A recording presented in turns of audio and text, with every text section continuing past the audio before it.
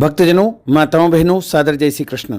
हमारे YouTube channel में आप सभी का बहुत बहुत स्वागत है। मैं हूं आपके साथ आचार्य धर्मेंद्र शास्त्री। आज हम आपको योगिनी एकादशी की दिव्य और ज्ञानमयी कथा सुनाने जा रहे हैं। इस कथा को अंत तक जरूर सुनिएगा और सुनने के बाद अधिक से अधिक लोगों को शेयर भी करिएगा। तो सबसे पहले आपको और आपके पूरे परिवार को योगिनी एकादशी की बहुत बहुत शुभकामनाएं एवं बधाइयाँ। भगवान श्री लक्ष्मी नारायण का भरपूर आशीर्वाद आप सभी के जीवन पर निरंतर बना रहे। आप सभी सुखी रहें, स्वस्थ रहें, व्यस्त रहें और मस्त रहें, निरंतर उन्नति तथा प्रगति को प्राप्त करते रहें। योगिनी एकादशी की कथा आरंभ करने के पहले हम आपको बताएंगे कि आपको एकादशी का व्रत कब करना है, कैसे करना है तथा व्रत की विधि क्या रहेगी, पूजा की विधि क्या रहेगी एवं पारणा का समय यानी व्रत खोलने का समय क्या रहेगा। उसके बाद हम आपको व्रत की कथा सुनाएंगे। पूरे वर्ष में 24 एकादशी आती है, लेकिन जिस साल अधिक मास अथवा पुरुषोत्तम मास आता है उस साल 2 एकादशी अधिक यानी कुल मिलाकर के 26 एकादशी होती है। प्रत्येक महीने में 2 बार एकादशी आती है, एक कृष्ण पक्ष में, दूसरी शुक्ल पक्ष में। दोनों ही एकादशियों का भिन्न भिन्न महत्व हमारे धर्म ग्रंथों तथा पुराणों में बताया हुआ है। एकादशी का व्रत भगवान श्री लक्ष्मी नारायण जी का परम प्रिय व्रत है। एकादशी का व्रत करने से मनुष्यों के कई जन्मों के पाप जड़ से नष्ट हो जाते हैं तथा उनके पुण्य का उदय होता है।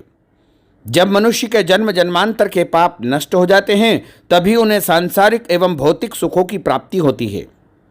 इस बार आषाढ़ माह के कृष्ण पक्ष की योगिनी एकादशी तिथि का आरंभ 13 जून 2023 की सुबह 9:28 से हो जाएगा।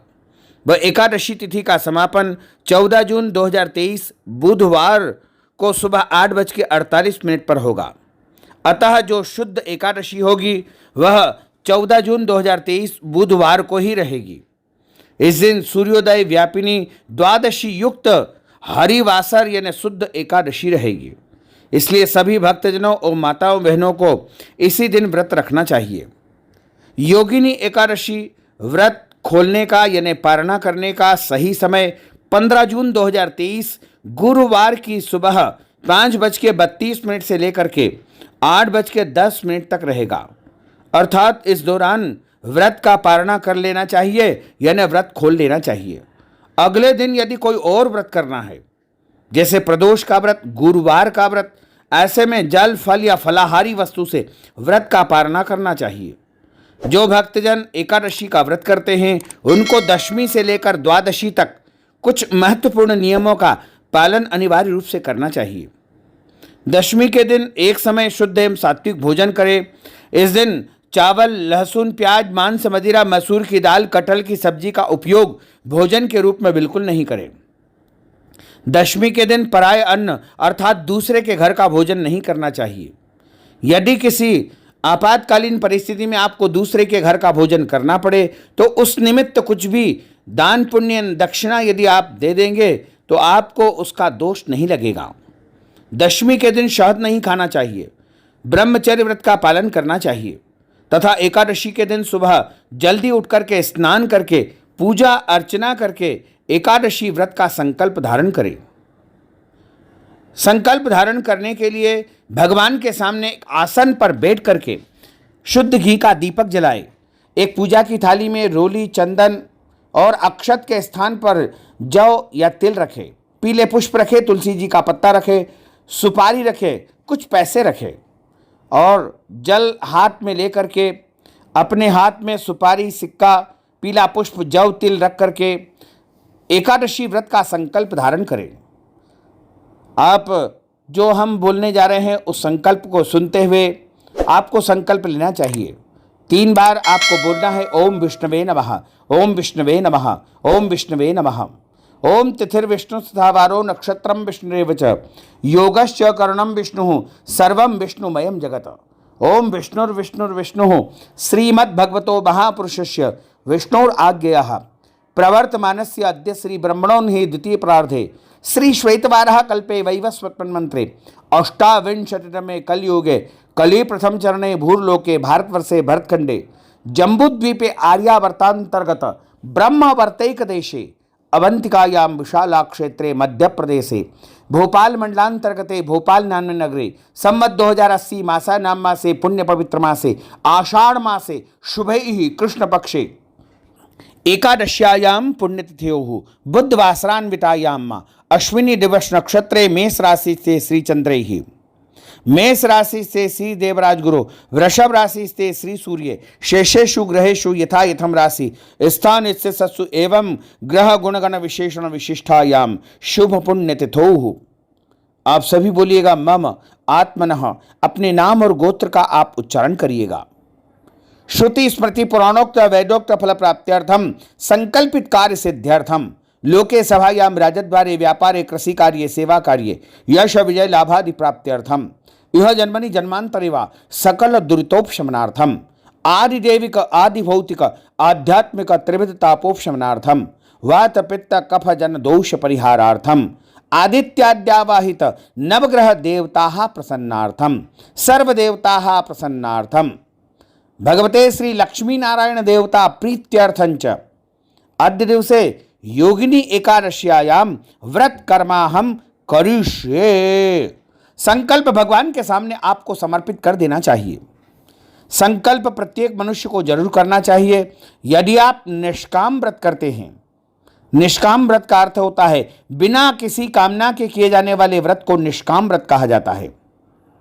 और यदि आप सकाम व्रत करते हैं, सकाम व्रत का अर्थ होता है कोई मनोकामना या इच्छा को लेकर के यदि आप व्रत करते हैं तो उसे सकाम व्रत कहा जाता है।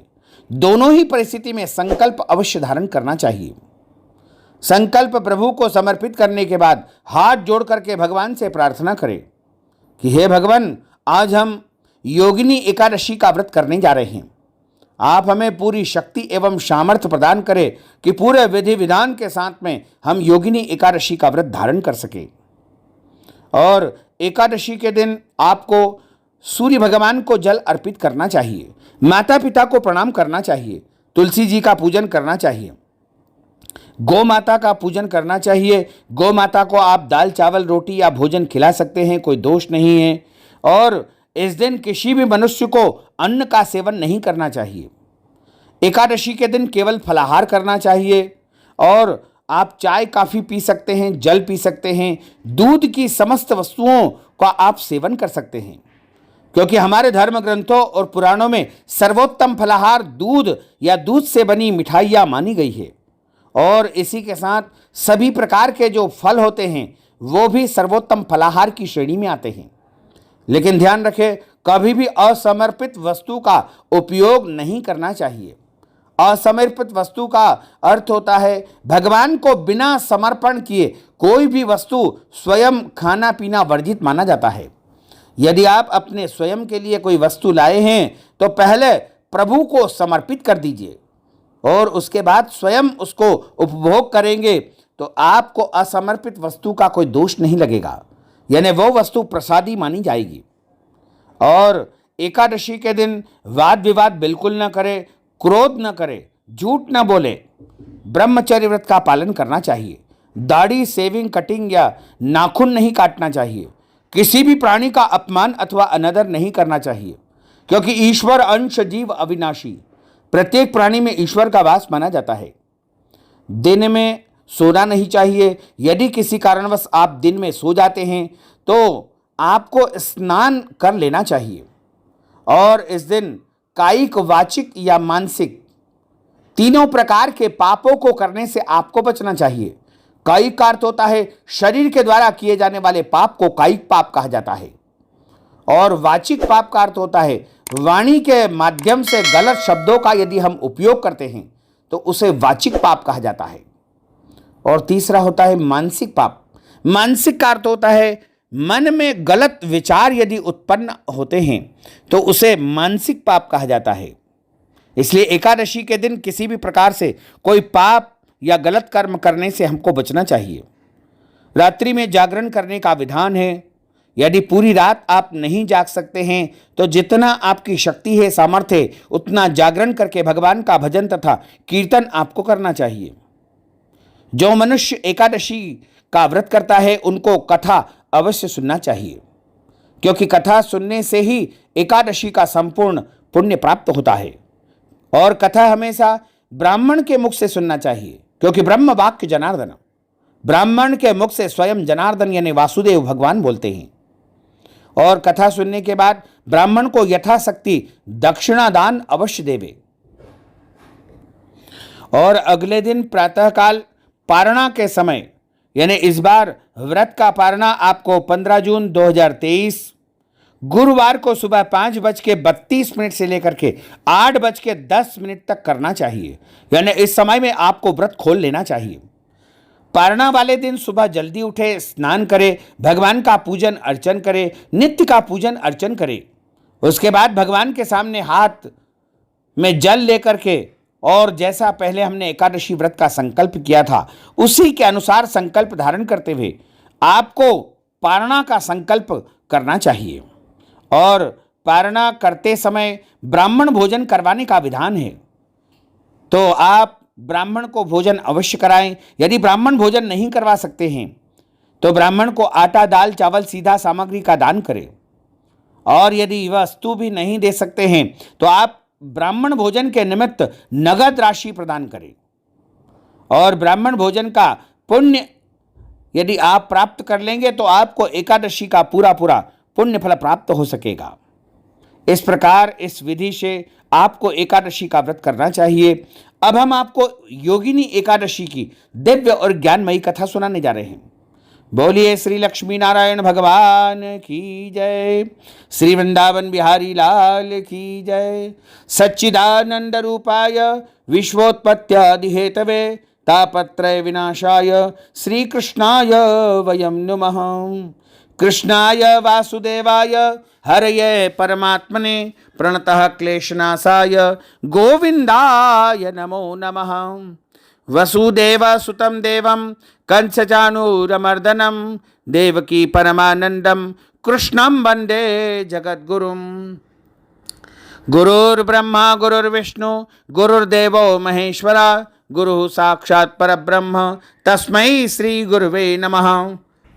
करारविंदेन पदारविंदम मुखारविंदेन विनिवेशयन्तीं वटस्य पत्रस्य पुटेशयानं बालं मुकुन्दं मनसा स्मरामि। वरः पीडं नटवरवपुः कर्णयो कर्णिकारं बिभ्रद्वास कनककपीशं वैजयन्तीं च मालां। रन्ध्रान् वेणोर्धरसुधया पूरयन् गोपवृन्दैः वृन्दारण्यं स्वपदरमणं प्राविशत गीतकीर्तिः। जय जय श्री राधारमण, जय जय नवल किशोर, जय गोपी चित चोर प्रभु, जय जय माखन चोर। मात मेरी श्री राधिका, पिता मेरे घनश्याम, इन दोनों के चरणन में मेरा बारंबार प्रणाम। मोहिनी मूरत श्याम की वो मन रही समाय, जो मेहंदी के पात में लाली रही समाय। धन यौवन एक दिन उड़ जाएंगे जैसे उड़े कपूर, मन मूरख तू राम भज क्यों चाटे जगधूर। बोलिए श्री वृंदावन बिहारी लाल की जय, श्री लक्ष्मी नारायण भगवान की जय, श्री गिरिराज धरण की जय, श्री बाल कृष्ण लाल की जय, श्री श्याम सुंदर यमुने महारानी की जय। जगत गुरु श्री वल्लभाधीश की जय, श्री गुसाई जी परम दयाल की जय, श्री गुरुदेव की जय, लाडले लाल की जय, आज के आनंद की जय। एक समय की बात है, राजा युधिष्ठिर ने भगवान श्री कृष्ण को प्रणाम किया और उनसे प्रश्न किया कि हे प्रभो, मैं आपके श्री मुखारविंद से आषाढ़ माह के कृष्ण पक्ष में आने वाली एकादशी के विषय में जानना चाहता हूँ। इस एकादशी का क्या नाम है और इस व्रत की विधि क्या है तथा इसका महात्म्य क्या है और इसकी व्रत कथा क्या है। मैं आपके श्री मुखारविंद से इस एकादशी की संपूर्ण कथा को श्रवण करना चाहता हूँ। भगवान श्री कृष्ण कहते हैं कि हे राजन, मैं आपको सभी उपवास के दिनों में सबसे अच्छे दिनों के बारे में बताऊंगा। जो एकादशी आषाढ़ माह के कृष्ण पक्ष में आती है, उस एकादशी का नाम योगिनी एकादशी है। यह सब प्रकार की अनैतिक प्रतिक्रियाओं को समाप्त करती है और परम मोक्ष को प्रदान करती है। यह एकादशी उन लोगों को ले जाती है जो भौतिक जीवन के विशाल महासागर में डूब जाते हैं और आपको आध्यात्मिक क्षेत्र के किनारे तक पहुंचाते हैं। यह 3 लोकों में सभी पवित्र उपवासों का मूल है। योगिनी एकादशी का व्रत वास्तव में बलवर्धक और सौभाग्यदायक होता है। भगवान श्री कृष्ण कहते हैं कि हे राजन, राजा कुबेर एक भक्त शिव भक्त थे जो प्रतिदिन भगवान को पुष्प चढ़ाया करते थे। हेममाली नामक एक यक्ष माली का काम करता था। वह प्रतिदिन मान सरोवर से कुबेर राजा को पुष्प ला करके देता था। हालांकि उन्होंने पुष्प प्राप्ति के लिए कुबेर के पास भेजने की उपेक्षा की, क्योंकि वह अपनी प्यारी पत्नी के साथ बहुत अधिक व्यस्त था। राजा कुबेर के पूजन का समय हो चुका था। वह बहुत ज़्यादा चिंतित हो गए थे कि आज हेममाली हमारी पूजा के लिए फूल लेकर क्यों नहीं आए हैं, न जाने कहाँ व्यस्त हो गए हैं। राजा कुबेर ने अपने दूतों को भेजा कि जाओ देख कर के आओ कि हेममाली हमारे लिए अभी तक पुष्प लेकर क्यों नहीं आया है। देखा तो वह अपनी पत्नी के साथ बहुत अधिक प्रेम कार्य में व्यस्त थे। नतीजन राजा ने हेम की लापरवाही के असली कारण का पता लगा ही लिया। जब कुबेर को इस बात का पता चला तो बहुत क्रोधित हो गए और उन्होंने हेममाली को कोढ़ी होने का श्राप दे दिया और उन्हें अपनी पत्नी से तलाक लेने के लिए मजबूर कर दिया। हेममाली ने महल छोड़ दिया था और बीमारी के कारण बहुत अधिक पीड़ित था। कई वर्षों तक जंगल में घूमने के बाद हेममाली मार्कंडे ऋषि के आश्रम में पहुंचे और उनको प्रणाम करके पूछने लगे कि हे प्रभु, न जाने मुझसे क्या अपराध हो गया है जो मेरी ये गति हो गई है। तो मार्कंडे ऋषि ने उन्हें योगिनी एकादशी का व्रत करने की सलाह दी। हेममाली ने उत्साह से व्रत रखा और भगवान विष्णु से क्षमा प्रार्थना की। भगवान उनकी प्रार्थना को स्वीकार करके हेममाली को आशीर्वाद प्रदान किया। अब वह समस्त पापों से मुक्त हो गया और किसी भी प्रकार की कोई पीड़ा या शरीर में कोढ़ नहीं थी। उसका सारा शरीर भी जो है सभी प्रकार के रोगों से मुक्त हो गया। पुनः सुंदर स्वरूप धारण करके वह अपनी पत्नी के साथ निरंतर रहने लगा, विहार करने लगा। क्योंकि योगिनी एकादशी के पुण्य प्रताप से ही उसे जो है सभी प्रकार का जो है सुख प्राप्त हुआ था। इसलिए जो कोई भक्त योगिनी एकादशी का व्रत करते हैं, उनके जाने अनजाने सारे पाप नष्ट हो जाते हैं। इसी तरह योगिनी एकादशी पर जो भी भक्त इस व्रत का पालन करते हैं और शुद्ध विचारों और भावनाओं के साथ भगवान विष्णु से प्रार्थना करते हैं, वे सभी समस्याओं और स्वास्थ्य संबंधी चिंताओं से मुक्त हो जाते हैं। इस दिन भगवान विष्णु के मंत्रों का जाप या विष्णु सहस्त्रनाम का पाठ करके चरण कमलों के स्वामी नारायण की पूजा आपको करनी चाहिए। योगिनी एकादशी का व्रत करने से 88,000 ब्राह्मणों को भोजन करने का पुण्य फल प्राप्त होता है। चिंताजनक स्वास्थ्य समस्याओं से छुटकारा पाने का सबसे अच्छा यदि कोई दिन है तो वो योगिनी एकादशी का दिन है। इसलिए प्रत्येक मनुष्य को पूरे विधि विधान के साथ योगिनी एकादशी का व्रत करना चाहिए। बोलिए श्री लक्ष्मी नारायण भगवान की जय। अच्युतम केशवम राम नारायणम कृष्ण दामोदरम वासुदेवम हरे श्रीधरम माधवम गोपिका वल्लभम श्री जानकी नायकम श्री रामचंद्रम भजे। जानकी मनोहरम सर्वलोक नायकम श्री शंकरादि सेवितम पुण्य नाम कीर्तनम श्री राम राम राम राम राम नाम तायकम। रामा कृष्ण वासुदेवा भक्ति मुक्तिदायकम। रामा कृष्ण वासुदेवा भक्ति मुक्तिदायकम। रामा कृष्ण वासुदेवा भक्ति मुक्तिदायकम। बोलिए श्री लक्ष्मी नारायण भगवान की जय, श्री वृंदावन बिहारी लाल की जय, श्री गिरिराज धरण की जय, श्री बाल कृष्ण लाल की जय, श्री श्याम सुंदर यमुने महारानी की जय, जगत गुरु श्री वल्लभाधीश की जय, श्री गुरुदेव की जय, लाडले लाल की जय, आज के आनंद की जय।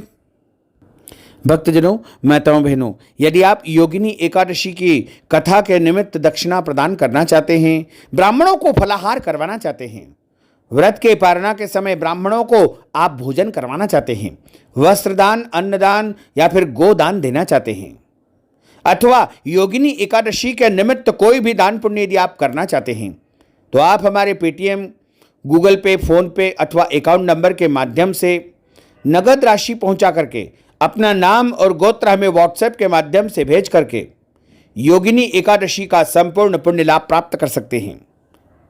अब हम सभी मिलकर के भगवान की आरती का गायन करेंगे। ओम जय जगदीश हरे, स्वामी जय जगदीश हरे, भक्त जनों के संकट, दास जनों के संकट क्षण में दूर करे। ओम जय जगदीश हरे, जो ध्यावे फल पावे, दुख बिन से मन का, स्वामी दुख बिन से मन का, सुख संपत्ति घर आवे, सुख संपत्ति घर आवे, कष्ट मिटे तन का। ओम जय जगदीश हरे, मात पिता तुम मेरे, शरण गहूँ में किसकी, स्वामी शरण गहूँ में किसकी, तुम बिना और न दूजा, प्रभु बिना और न दूजा, आस करूँ मैं किसकी। ओम जय जगदीश हरे, तुम पूर्ण परमात्मा, तुम अंतरयामी, स्वामी तुम अंतरयामी, पार ब्रह्म परमेश्वर, पार ब्रह्म परमेश्वर, तुम सबके स्वामी। ओम जय जगदीश हरे, तुम करुणा के सागर, तुम पालन करता, स्वामी तुम पालन करता, मैं सेवक तुम स्वामी, मैं सेवक तुम स्वामी, कृपा करो भरता। ओम जय जगदीश हरे, तुम हो एक अगोचर, सबके प्राणपति, स्वामी सबके प्राणपति, किस विध मिलहूँ दयामय, किस विध मिलहूँ दयामय, तुमको मैं सुमति। ओम जय जगदीश हरे, दीन बंधु दुख हरता, तुम रक्षक मेरे, स्वामी तुम ठाकुर मेरे, अपने हाथ उठाओ, अपनी शरण लगाओ, द्वार पड़ा तेरे। ओम जय जगदीश हरे, विषय विकार मिटाओ, पाप हरो देवा, स्वामी पाप हरो देवा, श्रद्धा भक्ति बढ़ाओ, श्रद्धा प्रेम बढ़ाओ, संतन की सेवा। ओम जय जगदीश हरे, तन मन धन सब कुछ है तेरा, स्वामी सब कुछ है तेरा, तेरा तुझको अर्पण, तेरा तुझको अर्पण, क्या लागे मेरा। ओम जय जगदीश हरे, पूर्ण ब्रह्म की आरती जो कोई नर गावे, बोले जो कोई नर गावे, कहत शिवानंद स्वामी, जपत हर हर स्वामी, मन वांछित फल पावे। ओम जय जगदीश हरे, ओम जय जगदीश हरे, स्वामी जय जगदीश हरे, प्रभु जय जगदीश हरे, मोहन जय जगदीश हरे, भक्त जनों के संकट, दास जनों के संकट, बंसी वाला दूर करे। ओम जय जगदीश हरे, कर्पूर गौरम करुणावतारम, संसार सारम भुजगेंद्रहारम, सदा वसंतम हृदयारविंदे भवम भवानी सहितम नमामि। मंदारमालांकुलितालकाय कपालमालांकित शेखराय, दिव्यांबराय दिगंबराय, नमः शिवाय च नमः शिवाय, आरार्तिक्यम समर्पयामि, नमो नमः। देवाय दद्या स्वयं गृहीत्वा, हरि ओम मा यज्ञेन यज्ञमय जन्तदेवास्तानि धर्माणि प्रथमान्यासन्न, तेहनाकं महिमानः सचन्त्रयत्र पूर्वे साध्याः सन्ति देवाः। ओम राजाधिराजाय प्रसय्य साहिने नमो वयं वै श्रवणाय कुर्महे, समे कामानि कामकामाय मह्यं कामेश्वरो वै श्रवणो दधातु, कुबैराय वै श्रवणाय महाराजाय नमः। ओम सस्य साम्राज्यं भोज्यं स्वराज्यं वैराज्यं पारमेष्ठं राज्यं महाराजमाधिपत्यमय्यं समन्तप्रियायै स्यात् सार्वभौमा सार्वायुषान्तार्धा, परार्धः पृथिव्ये समुद्र पर्यन्ताय एकराट तप्येष श्लोकोऽभिहितो मर्तः परिवेष्टारो मर्तस्यावसान ग्रहे आविक्षतस्य काम प्रेर्विश्वे देवा सभा सदेति ओम विश्व तच्चक्षुरुत विश्वतो मुखो विश्वतो बाहुरुत विश्वस्वात् संबाहुभ्यां भूमिं जनयन् देवैकः ओम एकदंताय विद्महे वक्रतुंडाय धीमहि तन्नो दन्ते प्रचोदयात् आदिशक्ति विद्महे जगन्माताय धीमहि तन्नो शक्ति प्रचोदयात् तत्पुरुषाय विद्महे महादेवाय धीमहि तन्नो रुद्रः प्रचोदयात् नाना सुगंध पुष्पाणि यथा कालोद्भवानि च पुष्पांजलिमय तम ग्रहाण परमेश्वर ओम सांगाय सपरिवाराय सायुधाय सशक्तिकाय सवाहनाय सगणाय भगवते श्री लक्ष्मी नारायण देवताभ्यो नमो नमः मंत्र पुष्पांजलिं समर्पयामि नमो नमः मंत्रहीनं क्रियाहीनं भक्तिहीनं सुरेश्वर यत्पूजितं मया देव परिपूर्णं ततस्तु मे आवाहनं न जानामि विसर्जनं पूजाञ्च न जानामि क्षम्य राम परमेश्वर क्षम्य राम परमेश्वर क्षम्य राम परमेश्वर। त्वमेव माताश्च पिता त्वमेव बन्धुश्च सखा त्वमेव विद्या द्रविणं त्वमेव सर्वं मम देव त्वमेव सर्वं मम देव। बोलिए श्री लक्ष्मी नारायण भगवान की जय, श्री वृंदावन बिहारी लाल की जय, गोपाल कृष्ण भगवान की जय, श्री द्वारकाधीश भगवान की जय। धर्म की जय हो, अधर्म का नाश हो, प्राणियों में सद्भावना हो, विश्व का कल्याण हो, सनातन धर्म की जय हो, गौ माता की जय हो, नगर बस्ती की जय हो, आज के आनंद की जय हो, कल के आनंद की जय हो, परसों के आनंद की जय हो, बरसों बरसों के आनंद की जय हो। ओम नमः पार्वती पते हर हर महादेव हर। भक्तजनों, माताओं, बहनों, आप सभी से अनुरोध है कि हमारे इस ज्ञानवर्धक वीडियो को अधिक से अधिक लोगों को शेयर करिएगा, लाइक करिएगा, कमेंट करिएगा और यदि अभी तक आपने सब्सक्राइब नहीं किया है तो अभी और इसी समय हमारे और आपके YouTube चैनल को सब्सक्राइब कर लीजिए और बेल आइकन यानी घंटी का निशान भी दबा दीजिए ताकि आने वाली वीडियो का सबसे पहले नोटिफिकेशन आपको प्राप्त हो सके। आपको और आपके पूरे परिवार को सादर जय श्री कृष्ण, सादर धन्यवाद।